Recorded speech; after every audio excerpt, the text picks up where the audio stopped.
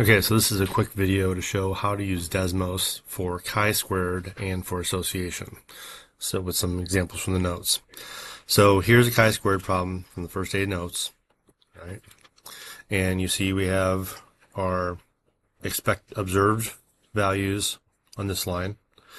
In this problem it said they were 80 total, and you've got 4 sections. That gives you your expected divide by 4, and you get 20 each.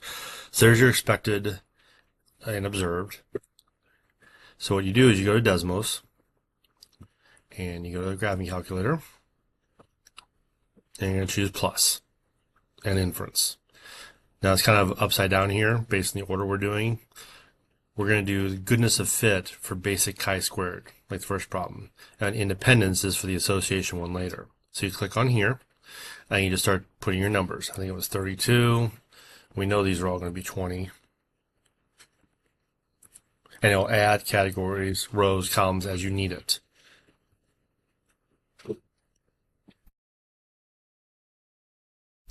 Twenty, 16, 12.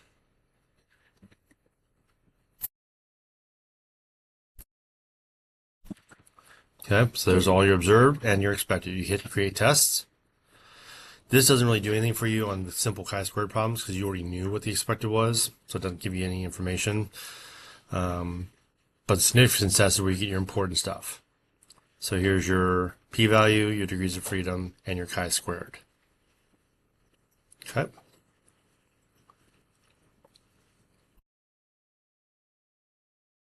Okay, now here's the one for association, as you can see. Here's our numbers right here. So we go back into Desmos. Empty this out, go back into inference, and again you choose independence, and you put your categories here. So 39, 7, 51, 3.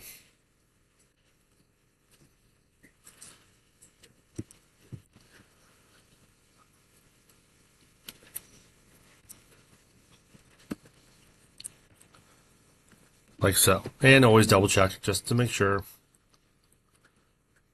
And I messed that up, so no I didn't. 7, 3, that's it. So you hit create test. Now in this one you want to click that box because it gives you your expected right in here. Okay, which when you're doing your project you can use the snipping tool or whatever you want to use and do something like this, and you can put this right in your project. Okay, just like this. There's your observed, and in parentheses is your expected. So that's kind of convenient.